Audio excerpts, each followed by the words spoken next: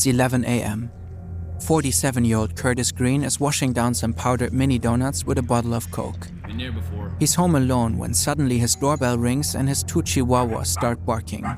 Surprised, Green gets up and grabs his wife's pink walking cane. They live in a suburban neighborhood in Spanish Fork, Utah, and don't get visitors often. Shuffling over to the window, he sees a postman hurrying away from the door. But he looks weird. Yo, man, if I ever see the postman running away from me, gang, he planted a bomb. All right? Look, I don't watch that much true crime and shit, but if that nigga ever jogs away, it is a bomb. You better evacuate. Instead of a full uniform, no, he's nigga. wearing the US Postal Service jacket with jeans and sneakers. And instead of the normal posting van, he's heading to an unmarked white van parked across the street. That ain't no postman. Nonetheless, lying on the porch is a book-sized package. It has a Maryland postmark on it, but no return address. When Green picks it up, he can feel how heavy it is. He examines the package. Throw it. Then he limps over the lawn to his trash can and simply throws it away. Then he goes back inside and closes the door. But he doesn't trust his gut instincts for long. After a few minutes, he brings the package inside and grabs a pair of scissors. One cut is all it takes for a plume of white powder to fill the air and cover his face. At this exact moment, the unlocked front door flies off its hinges. A SWAT team bursts into the living room. The package contains over 1 kilogram of high-quality cocaine, stamped with a red dragon. Green drops it and gets down. He doesn't even think about resisting. Officers search him at gunpoint and find $23,000 in cash in his fanny pack. They seize his computer, Bitcoin mining rig, and Samsung phone. Curtis Green is arrested on cocaine possession with intent to distribute. He has just been the target of a controlled delivery sting operation by the Marco Polo Task Force, a special unit operating out of the Baltimore Homeland Security Investigations Office. It was assembled to bring down one man, Dread Pirate Roberts, the mysterious figure behind the dark web drug empire, the Silk Road, and Curtis Green's boss. Green suspects that being a high-level moderator with access to the inner workings of the infamous site makes him extremely valuable to law enforcement. As long as he cooperates and DPR doesn't find out, maybe he'll be alright. What he doesn't know is that one of the agents who just busted down his front door will frame him for stealing hundreds of thousands of dollars from Silk Road vendors. And his partner will torture Green and force him to help bring down the biggest online drug market in the world.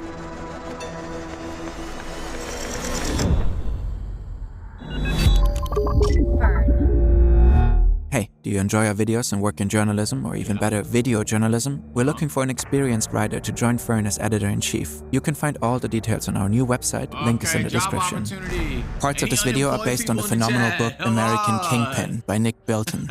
You'll find a link in the description. These are Special Agent Carl Force and Special Agent Sean Bridges. Force is DEA, in charge of the unit's undercover operations and drug-related crimes. He's a veteran with over 15 years of experience under his belt, some of which he worked as an undercover agent. He's no stranger to crafting elaborate personas to avoid detection, infiltrating criminal groups, and dismantling them from the inside out. Bridges is Secret Service, specializing in computer forensics and Bitcoin. For the past 6 years, he was part of the Secret Service's Electronic Crimes Task Force. He has plenty of experience conducting forensic computer investigations. I feel like life was better when I was a kid and I didn't know anything. I feel like knowing things just makes life worse. The more information I learn, I'm like, oh, this fucking sucks. But you can't unlearn everything. To locate and identify targets. He's also well versed in the anonymity software Tor. Tor, or the Onion Router, was developed by the US Navy. It's a specialized software that makes it practically impossible to locate the computer's hosting or accessing websites on the network. It's the backbone of the dark web and used to access sites not found on the public internet. Sites like the Silk Road, the largest online black market in the world. Here, vendors sell illicit goods like drugs for Bitcoin. And the two agents just got one step closer. Okay, how the fuck do you even come up on this shit?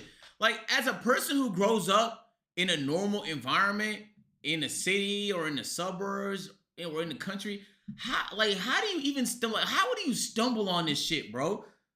Growing up, nigga, we done played fucking everything from Super Smash Bros. To RuneScape, but I've never had a friend who was like, bro, you should look into this, dude. Word of mouth? Oh, I guess all my fucking friends were civilians, dude. Closer to bringing it down.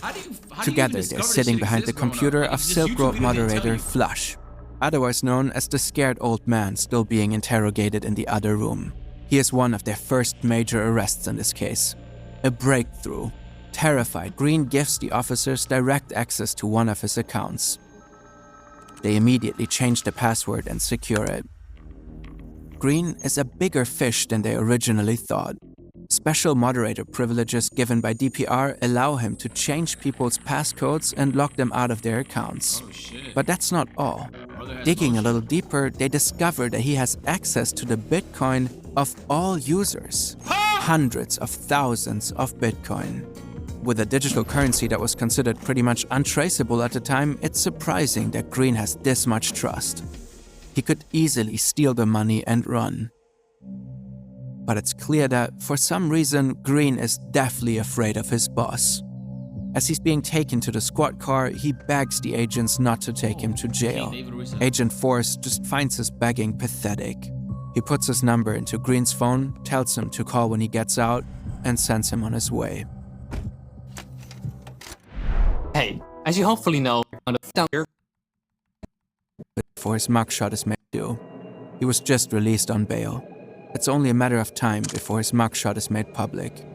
It's either this or being hunted down by one of DPR's goons. But maybe there's a third option. He throws the gun across the room, picks up his phone, and dials the number of Special Agent 4. Maybe I'm not paying enough attention. Okay, chat. I'm not connecting the dots. The cocaine wasn't his, because he originally threw it out, but he didn't trust his gut, which means it was planted. Someone planted it on him. So would it be the DEA guy that planted on him? Some sort of enemy that planted on him? Yes, it was. So they planted drugs on him. So the government planted drugs on this guy so they could investigate him and get information about the operation. I didn't know they could legally do that, dude. They do that all the time? Huh. Of course. The agents continue to poke around Green's moderator account, and one thing becomes abundantly clear. On the Silk Road, he's a top lieutenant. Exactly the type of informant they hoped to flip with their sting operation. They meet with Green at the Marriott Hotel in Salt Lake City. There, the agents give him the new password for his account. As long as their mole acts like nothing happened, everything should be fine.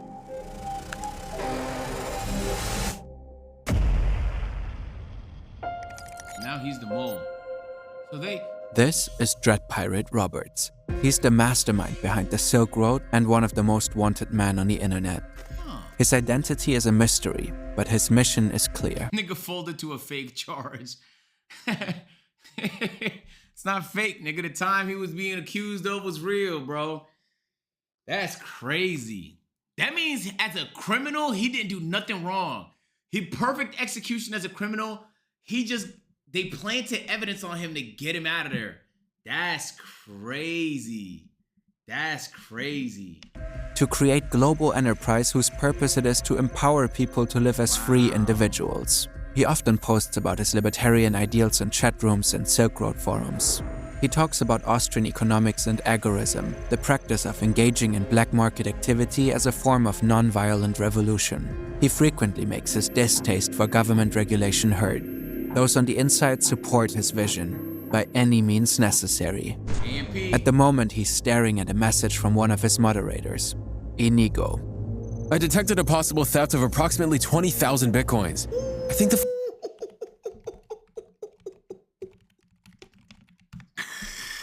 Damn, B. I don't even know how much fucking money this is, nigga. There's more zeros than I can count. What is that, 13 billion USD? Wow. Funds were That's stolen a by fucking Flush. robbery. It looks like he reset the passwords of individual Silk Road users. A bunch of Silk Road vendors have just been robbed. At the time, 20,000 bitcoins are worth about $350,000. Oh. Jesus. He knew that something was up when Flush didn't log in for work. Why aren't you clearing out your accounts? Get back to me ASAP. To confirm his suspicions, he pulls up the photocopy of Flush's ID that he asked for when he hired him. A quick Google search of his real name leads him to a website cataloging recent arrests. It confirms his worst fears. One of his top lieutenants is compromised, a man he thought he could trust. Did he start stealing because the feds are onto him? Grab some cash and make a run for it? It doesn't matter.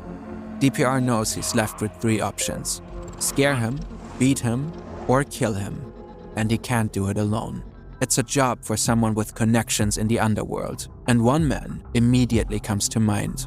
A Silk Road user he has gotten to know well over the past 9 months. Nob is a cartel operative and high-rolling drug smuggler from the Dominican Republic. He first contacted DPR on Tor chat, offering to buy the business. But the 9-figure valuation that DPR countered with was a bit steep. The deal didn't go through, but the two men never stopped chatting. Nob is clearly an admirer of what DPR has built and was quick to give advice. With over 20 years experience in the drug business, he's a wealth of information and a man with connections. Just the kind of man DPR needs to carry out his dirty work. I have a problem that requires violence. One of my employees stole from me. Not a lot, but it pisses me off to no end. Not a lot. Do you want...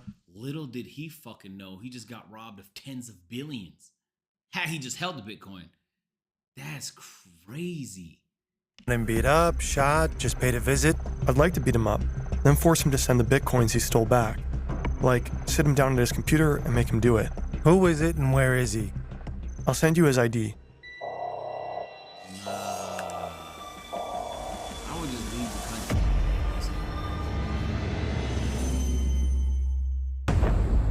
Huh? Carl Force is sitting in the Marriott Hotel, staring at the ID of the man sitting across the table from him eating French fries. Curtis Green. Force and his partner Bridges have just completed a 2-hour interrogation with their informant. His lawyer had also been present but left early, instructing Green to just tell them everything he knows. Working undercover as the South American drug smuggler Eladio Guzman, or Nob, has been relatively fruitful so far. Force used it to orchestrate the sting operation that led to Green's arrest. He offered to supply a kilo of cocaine to a buyer through DPR, who proposed Green to act as the middleman that would hold onto the coke for the buyer. That worked like a charm. But Force didn't expect it would lead to this. He didn't think Green had the balls to steal from his boss, especially right under their noses. He looks up from his laptop. You stole money from DPR? Green looks up panicked.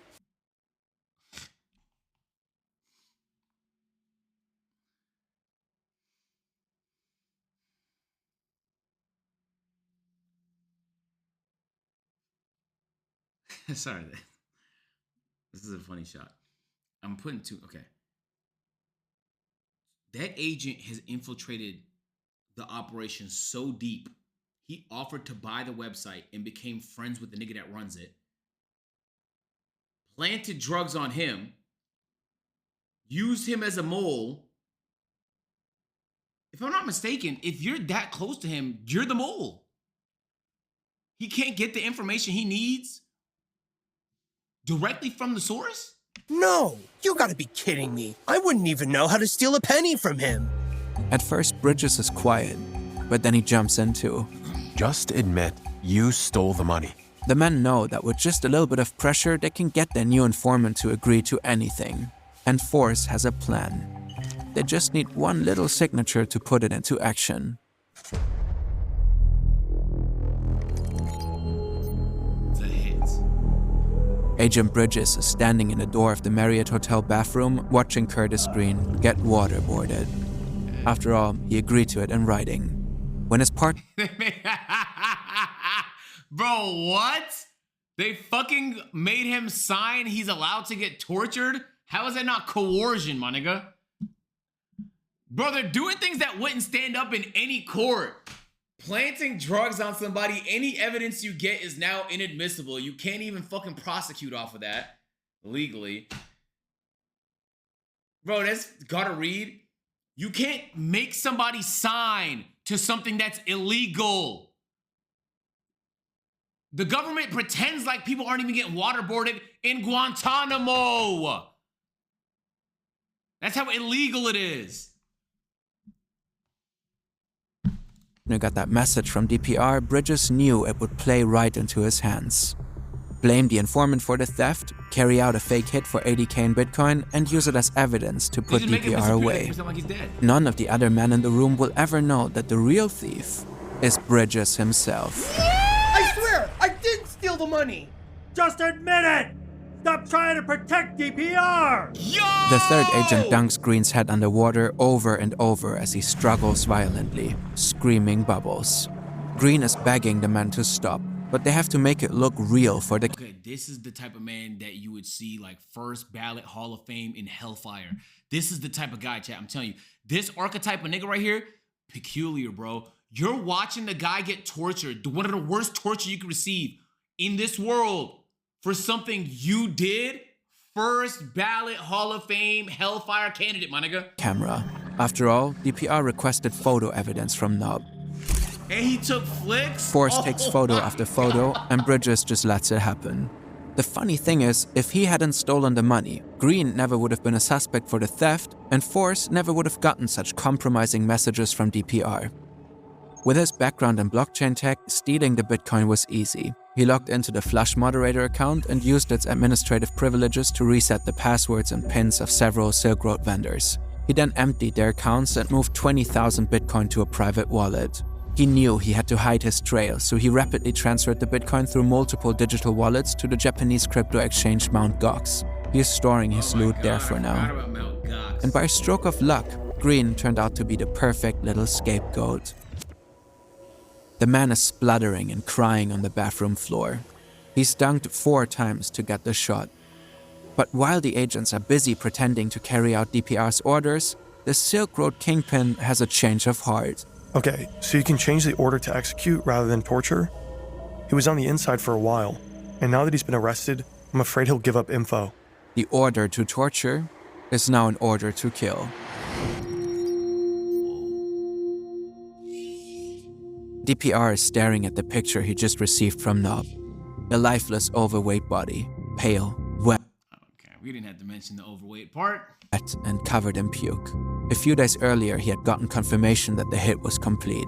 Green was waterboarded, almost drowning once, but kept alive with CPR, just to be tortured more.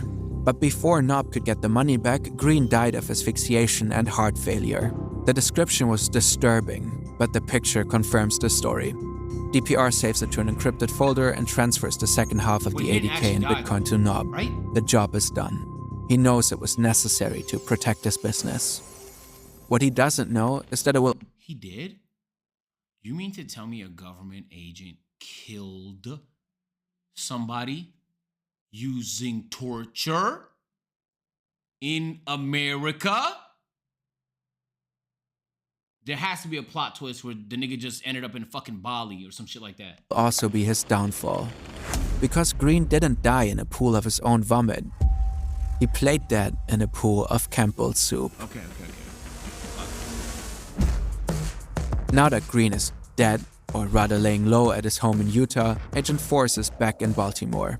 He's sitting behind his DEA-issued laptop, continuing his undercover work as Nob. After 15 years of working on the front lines of the drug war, he's gotten pretty good at creating alternate personas. Compared to his old undercover roles, pretending you're someone else online is easy. He just threw on a dark hoodie, put on an eye patch, and held a sign reading "All Hail Nob," asked his daughter to take a grainy profile picture, and voila, he's a South American drug smuggler. He spent a lot of late nights sitting in his lounge chair, cultivating a friendship with DPR. They talk about everything: diet, Pen pal. music, Niggas is family, pen pals. personal issues, the drug trade. Force even gives advice on 30-second escape plans, legal counsel, and moving to another country. It takes months for DPR to trust him, but once he does, his efforts pay off. Now they have damning evidence that DPR paid someone to murder for him. Still, it's not worth much if they don't know who the man behind the mask really is. But Nob sees firsthand that DPR is beginning to show cracks. With his first murder out of the way, he becomes more fanatical and eager to hand out punishments. Force knows it's only a matter of time before he slips up and gets caught. Homeland Security, the DEA, IRS, and the FBI are all claiming jurisdiction over the case. Illegal narcotics being sold, packages crossing borders through the mail, transactions hosted on servers. What the IRS gonna do?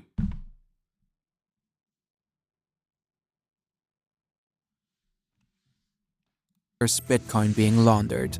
The Silk Road represents a new wave of crime that somehow touches on the purview of each agency. And they all want the glory of bringing the site and its mastermind down. So Force has to capitalize before the inevitable arrest. He saw how easily DPR would transfer. They don't even know who the nigga is. You think the guy... You think they could track the money? They don't even know the identity of the guy, bro. $80K to a sanctioned government wallet for the supposed hit on Green. But why not get more without them knowing? Just like Bridges, he assumes the nature of crypto will allow him to steal without getting caught. So he moves his conversations with DPR to an encrypted chat his colleagues don't have access to. In June, Nob sells DPR some fake IDs for 400 Bitcoin, which he likely needs to evade police and to rent more servers to handle the rapid expansion of his empire. In August, Nob introduces him to Kevin, another persona he created. A corrupt law enforcement official who could sell DPR insider information on the ongoing Silk Road investigation. For 525 Bitcoin, he does just that. Then Force creates even more fake personas. Frenchmade. For 100K in Bitcoin, he provides insider information to DPR, claiming that the former CEO of Mt. Gox has allegedly leaked his real name to the Department of Homeland Security. Albert Pacino. For $500 a week, he positions himself as a DEA spy, providing insider scoops on the ongoing Silk Road investigation. Death from above. He threatens to expose DPR's real identity unless he's paid $250,000 in Bitcoin. But DPR doesn't seem to take too kindly to blackmail and calls his bluff. Either way, Force manages to steal hundreds of thousands of dollars from the Silk Road kingpin. And like Bridges, he tries to hide the money trail and bounces the Bitcoin around a variety of wallets and exchanges. Am I tripping, or did he not go back to NASA? Hold on, what we missing on? What's going on, y'all? What happened? Astronauts' break during this observation period is now over, and we are resuming their lunar flyby observations. The first of these is sunset. This is the solar corona that we'll be looking for. It's the outer atmosphere of the sun. The science team is also interested in if the astronauts can see polar plumes. These are thin streamers that project from the sun's poles. Additionally, they're interested in seeing if the crew can witness coronal loops. These are arcs close to the sun's surface. And something else that we've previously mentioned is lunar dust. This is dust from the moon that is lofted above the lunar surface and illuminated by the sun. It was reported thin streamers visible by Apollo astronauts. Keyword thin. Yeah, they dead ass are living their best life right now, bro. This is just like a big ass roller coaster for them with the DSLR telephoto lens. Good for them, man. They're not even landing. Like literally, this is like a fucking sightseeing mission, dude. It's fucking amazing. The scariest roller coaster. But the amount of money he's moving is suspicious. Then one day, Force hears a rumor. Dread Pirate Roberts might have been found. The Baltimore Task Force receives an official stand-down order. The FBI team in New York has beaten them to it. For Force, it's bad news. Really bad. Why? If the agents manage to arrest DPR on his laptop, they will definitely find his chats with him. In a panic, he messages DPR. My informant, Kevin, is certain that you are going to be identified and caught. You are like one of my family, but I have to tell you that I have had several people killed who were sent to jail. It is very easy and cheap. I trust that you have destroyed all messages, chats, etc. between us. Force never finds out if DPR did. On October 1st, 2013, Ross Ulbricht is arrested in a public library in San Francisco. While he's distracted by two agents, another manages to snatch his laptop from him. Whoa! He's still logged into the Unlocked? Silk Road as Dread Pirate Roberts. The site is shut down almost immediately. The FBI sees all data from its servers and confiscate the 144,000 bitcoins found in Ulbricht's cold wallet. At the time, they're worth between $16 to $18 million. Just under $1 million. Brother, they did what? They confiscated how much? If the DOJ just held, if they hodled the Bitcoin, genuinely, the American government will be fucking rich right now. Wallet. At the time, they're worth between $16 to $18 million. Oh my God. Just under 1 million users are locked up forever. 1 month and 3 days later, Silk Road 2.0 goes live on the dark web. It was launched by admins of the original site who were still at large.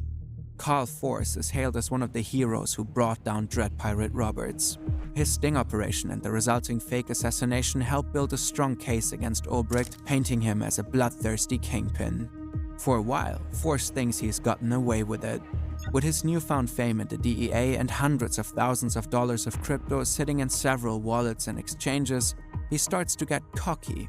He keeps triggering anti-money laundering checks on services like Venmo and exchanges like Bitstamp when he moves or liquidates his Bitcoin. When his accounts get flagged, he tries to bypass the blocks by throwing his DEA agent status around. Eventually, Bitstamp support asks him why he's logging into the service through Tor. I utilize Tor for privacy. Don't particularly want NSA looking over my shoulder. This reply raises more red flags, and Bitstamp contacts law enforcement. And they promptly kickstart an investigation into Force. Meanwhile, he becomes more and more brazen. Without his boss's knowledge, he begins to work as the de facto chief compliance officer for the crypto exchange CoinMKT. Using his authority as a DEA agent, he instructs CoinMKT to freeze the balance of a user's account and tells them to transfer the $337,000 to a government account. Then he transfers $300K of those funds to a private wallet. To cover for his crimes, he creates false reports to mislead his superiors, claiming that only $37K had been seized. Shortly after, he sends an unauthorized Justice Department subpoena to Venmo, ordering them to unfreeze his personal account, which had been frozen. This is fucking greed, nigga, at the highest tier. Huh? Bro, you made millions. And honestly, if you didn't sell, billions, like a lot of billions. He doesn't know that yet. Wow. Because I feel like this will create a paper trail. Like, I don't know, I'm not a fucking criminal or anything, but this does feel reckless as fuck. Due to suspicious activity. Every move he makes becomes another breadcrumb in the investigation against him, making the money trail easier and easier to follow. Okay, hold on, before we do the last chapter, y'all said the solar eclipse? Awesome. Okay. By spring of 2014, a massive investigation into Force is in full swing. At its center is IRS Special Agent Tigran Kambarian, an expert in cyber and digital currency crimes. Under his guidance, a team of agents unravels Force's transactions. They track his finances by carefully analyzing the blockchain, a public ledger of all Bitcoin transactions. Combined with the data that was recovered from Silk Road servers after the takedown, a picture begins to form. The funds from the Silk Road are first tracked down to specific wallets, then to specific bank accounts. But to the agent's surprise, not all were owned by Force. When analyzing the outflow of Bitcoin from Silk Road, they noticed that some of the transactions lead to his partner. Bridges had since liquidated his 20,000 Bitcoin for $800,000 and attempted to hide the money in a variety of offshore shell companies. What the special agents thought to be an untraceable currency actually left a clear trail leading right to their doors. The ongoing investigation into Force and Bridges is intentionally suppressed during the trial against Ross Ulbricht. The jury never hears of their corruption before DPR is convicted. He is found guilty on 7 counts and gets 2 life terms plus 40 years without the possibility of parole. In March 2015, both Force and Bridges are arrested. Force is charged with money laundering, obstruction of justice, and extortion. He gets 6.5 years and a $340K fine for stealing more than $700,000 worth of Bitcoin. Bridges is charged with money laundering and obstruction of justice. He he gets 6 years for stealing more than $800,000 worth of Bitcoin and a $651,000 fine. Oh, no? One day before he's supposed to report to prison, he is caught while apparently trying to flee the country. He had just stolen another 1,600 Bitcoin from a government wallet, earning him another 24 months. Okay, these guys are just fucking, oh my God. Oh my God, I don't want to tell a criminal how to be a criminal, but geez Louise, man. There's just not enough crime. These guys are addicted to crime. What the fuck? Curtis Green originally faces a maximum sentence of 40 years for his cocaine and trafficking charges, but because he was real tortured and fake murdered, he's ultimately let go with time served. In 2025, President Donald Trump signed a full and unconditional pardon for Ross Ulbricht. Oh. I was wondering how he got free. There's only one guy fucking... Alright, murder's cool in the country, I guess. I don't know. I don't know what to say. They fucking framed a guy. They framed a guy for a crime he didn't commit. Made him a target by making it look like he stole money from a crime boss. They were the ones that stole the money. Then they killed him.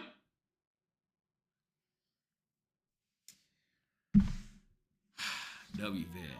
Not really murder? Okay, so if I waterboard you and you die of convulsion afterwards as a result of my waterboarding, it's not me who murdered you? Who did it? If it wasn't me, who did it? Who did it? Did you just die randomly? Was it a random...